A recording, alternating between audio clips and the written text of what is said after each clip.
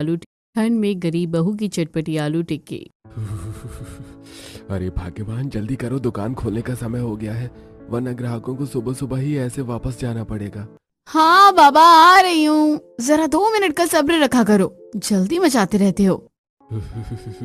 एक तो पहले लेट हो रहा है, ऊपर से मुझे ही कह रही है। सही है भाई, शादी के बाद यही होता है, आदमी की तो बोलते ही बंद हो जाती है।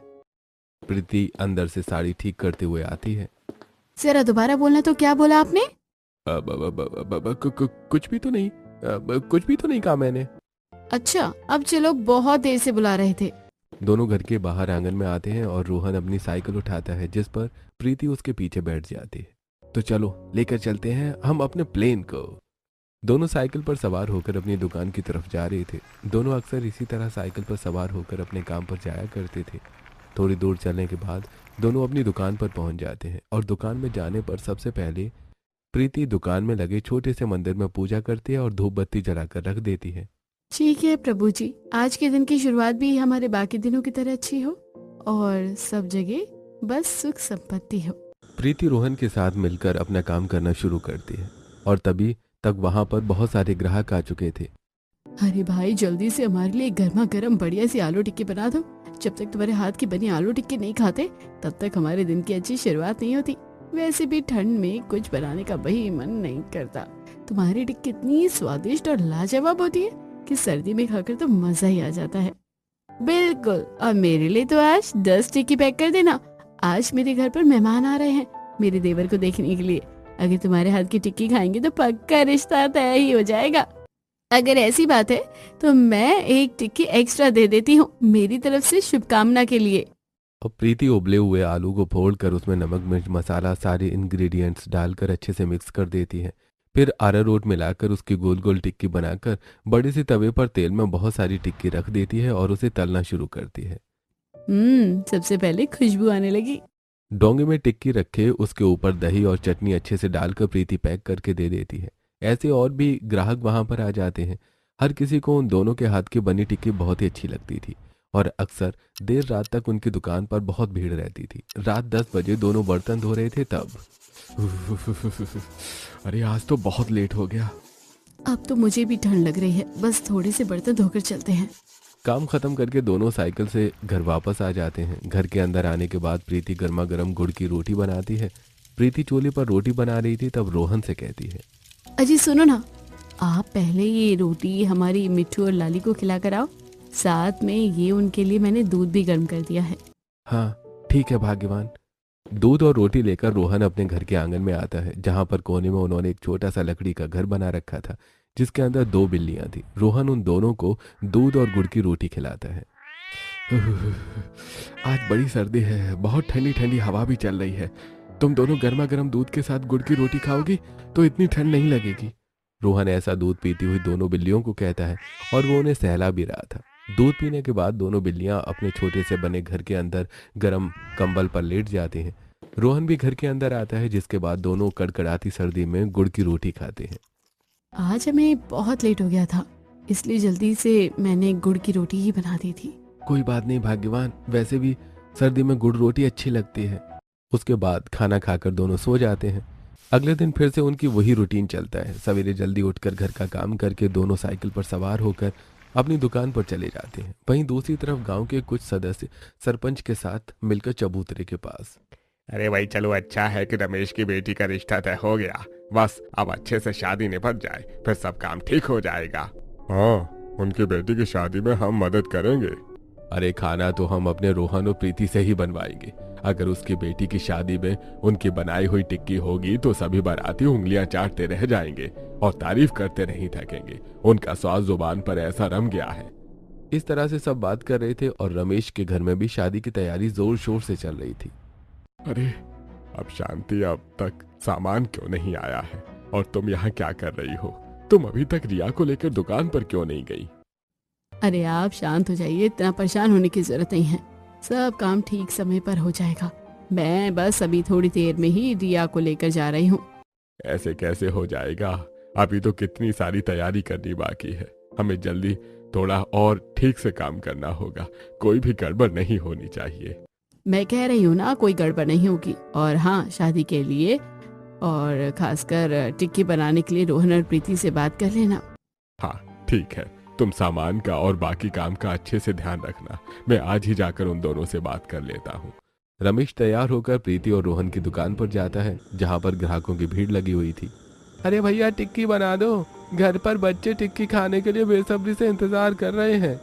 जी बस 1 मिनट रुकिए, आपकी टिक्की तैयार हो गई है, मैं अभी पैक कर देता हूँ।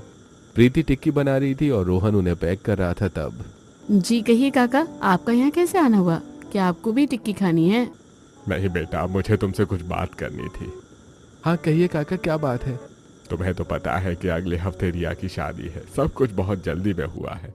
अभी यही जल्दी का शुभ मुहूर्त निकला है, इसलिए उसके ससुराल वाले भी चाहते हैं कि जल्दी शादी हो जाए। काका आपको बधाई हो। हाँ, तो मैं चाहता हूँ कि रिया की शादी में टिक्की और छोटा मोटा खाने पीने का सामान तुम देख लेना। बिल्कुल काका, आपको चिंता करने की कोई जरूरत नहीं है, हम है ना, हम सब संभाल लेंगे। तो ठीक है बेटा, जो भी तुम्हारा खर्चा है मुझे बता दो। तुम्हारा जो हिसाब किताब बनेगा मैं दे दूंगा। काका ये आपने कैसी बात कर दी? आपने तो हमें पराया कर दिया। हम भला रिया की शादी में भी आपसे पैसे कैसे ले सकते हैं? वो हमारी भी बहन की तरह है। नहीं बेटा, ऐसा नहीं हो सकता। तुम्हें अपनी लागत तो लेनी ही होगी। प्रीति और रोहन के बार बार मना करने के बाद भी जब रमेश नहीं मानता तब आखिर में रोहन कहता है, देखिए काका, हम आपसे कोई पैसे नहीं लेंगे, ज्यादा करो तो आप बस थोड़ा बहुत सामान मंगा देना, उतना ही बहुत है। रमेश को उनकी बात माननी पड़ती और उसके बाद सभी गांव वाले मिलजुल कर शादी की तैयारी कर रहे थे। शादी के दिन प्रीति और रोहन का टिक्की का फूड स्टॉल लगा था, जहां प्रीति बड़े तवे पर आलू की बहुत सारी टिक्की सेक रही थी और रोहन उसमें चटनी डालकर सबको परोस रहा था। जब बाराती आते हैं तो उन सभी को टिक्की बहुत स्वादिष्ट लगती है। यार, यहाँ की टिक्की तो सच में लाजवाब है, मन कर रहा है बस खाता ही रहूं। इस तरह बारातियों के बीच में टिक्की बहुत फेमस हो गई और हर कोई बस उसी के बारे में बात कर रहा था। भाई, तुम दोनों ने तो कमाल कर दिया। शादी में हर कोई भर भर के तुम्हारी टिक्की की ही तारीफ कर रहा है, खासकर बाराती। हमें खुशी है कि सभी को टिक्की पसंद आ रही है। इस तरह शादी भी अच्छे तरीके से हो जाती है। यूं ही दिन गुजर रहे थे और बीते दिन के साथ उन दोनों का काम तो अच्छा चल रहा था, लेकिन एक समस्या हो रही थी। अगले दिन दुकान पर जब प्रीति तवे पर टिक्की बना रही थी। जरा 2 प्लेट टिक्की पैक कर देना। हाँ अभी करती हूँ, लेकिन एक बात बताओ पायल, तुम्हारा चेहरा इतना उतरा क्यों लग रहा है? पता नहीं, कुछ समझ नहीं आ रहा है। कल से तबीयत बिल्कुल ठीक नहीं है, पेट भी बहुत ज्यादा खराब हो रहा है, भर भर के मुझे तो उल्टियाँ हुई हैं। खाना बनाने का बिल्कुल मन नहीं है, सोचा तुमसे ही टिक्की लेकर चली जाती हूँ तो कुछ खा पी लिया जाएगा। ऐसी हालत में तुम्हें थोड़ा आराम की जरूरत है। टिक्की लेकर पायल वहां से चली जाती है और उसके बाद प्रीति और रोहन के पास कुछ ग्राहक आते हैं। उनमें से कुछ ग्राहक वहां टिक्की खाकर और कुछ ग्राहक टिक्की पैक करवाकर वहां से लेकर चले जाते हैं। लेकिन अगले ही दिन गांव में लगभग सभी की तबीयत बहुत ज्यादा खराब हो गई थी। हर कोई बीमार हो रहा था, हर किसी का पेट खराब हो रहा था। वहीं गांव में डॉक्टर के क्लिनिक के पास लंबी लाइन लगी हुई थी। अरे डॉक्टर साहब, बिल्कुल मेरे पेट में बहुत ज्यादा दर्द हो रहा है। मैं आपको अभी इंजेक्शन लगा देता हूँ, उसके बाद आपको तुरंत आराम मिल जाएगा। डॉक्टर उस आदमी को इंजेक्शन लगा देता है। एक बात बताइए, आपने ऐसा क्या खाया था जिसकी वजह से आपके पेट में दर्द हो रहा है? अरे पता नहीं डॉक्टर साहब, मैंने आज सुबह ही टिक्की खाई थी और उसके बाद ही मेरे पेट में दर्द होना शुरू हो गया। इतना तेज दर्द हुआ कि मुझसे बर्दाश्त नहीं हुआ और मैं तुरंत यहाँ आ गया। कमाल की बात है, कल से इतने लोग आ रहे हैं और हर किसी का पेट ही खराब हो रहा है, और जिससे भी पूछ रहा हूँ तो हर कोई बस टिक्की का ही नाम ले रहा है। वो आदमी डॉक्टर की ये बात सुन लेता है और इस तरह गांव के हर व्यक्ति को टिक्की खाने के बाद ही पेट में दर्द हो रहा था, जिसके बाद गांव वालों को समझते देर नहीं लगती कि टिक्की में ही कुछ परेशानी है। इस तरह सभी गांव वालों का गुस्सा भड़क जाता है और सब प्रीति और रोहन की दुकान के बाहर जाकर, हमें तुम्हारी हकीकत पता चल गई है, तुम हमारे साथ ऐसा करोगे हमने सोचा नहीं था। आप सब क्या कह रहे हैं? मुझे कुछ समझ में नहीं आ रहा। तुम्हें कैसे समझ में आ जाएगा, हम बताते हैं। तुमने अपनी टिक्की में ऐसा क्या इस्तेमाल किया है जिसकी वजह से पूरे गांव की तबीयत खराब हो रही है? ये बात सुनकर रोहन और प्रीति हैरान हो जाते हैं। हमने तो ऐसा कुछ भी इस्तेमाल नहीं किया है। झूठ मत बोलो, गांव में जितने भी लोग तुम्हारी टिक्की खा रहे हैं हर किसी की तबीयत कुछ ज्यादा ही खराब हो रही है। यहाँ तक कि हमारे बच्चों को इतनी खतरनाक फूड पॉइजनिंग हो गई कि उन्हें अस्पताल में एडमिट करना पड़ा। अरे भाई सही कहा, किसी ने वक्त के साथ इंसान में लालच आ ही जाता है। आज के बाद हमें तुम्हारी टिक्की नहीं खानी, बंद करो अपनी दुकान। इस तरह सभी गांव वाले बहुत ज्यादा भड़क जाते हैं और हालात बहुत ज्यादा बिगड़ रहे थे। इसलिए प्रीति और रोहन दुकान बंद करके घर वापस आ जाते हैं। दोनों इस बात से बहुत परेशान थे। समझ में नहीं आ रहा कि ऐसा क्यों हो गया, हमने तो ऐसा कुछ किया भी नहीं था। वही तो मुझे भी कुछ समझ नहीं आ रहा कि अचानक से सब इतना खराब कैसे हो गया। हम तो हर रोज की तरह ही मेहनत से अपना काम कर रहे थे। कल हम इस बारे में गांव वालों से बात करेंगे। इस तरह दोनों बात करके सो जाते हैं और अगले दिन सवेरे जल्दी उठकर दोनों मंदिर जाने के बाद अपनी दुकान के पास जाते हैं, लेकिन वहां पर दुकान का मालिक गुस्से में था। अरे अब तुम दोनों अपना सारा सामान आज के आज ही खाली कर दो। लेकिन ऐसा क्यों? हमने तो आपको किराया भी एडवांस दिया है।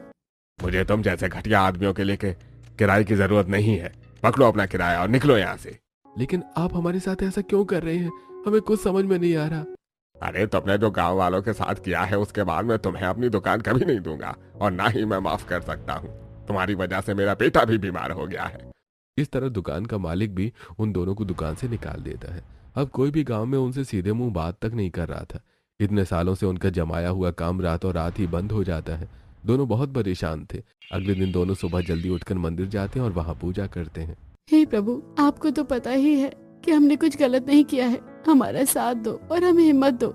इस तरह दोनों पूजा करके जब मंदिर से घर वापस आ रहे थे तब वहां पर एक औरत उनके ऊपर एक पत्थर मारती है। रोहन के हाथ में लग जाती है और खून आता है।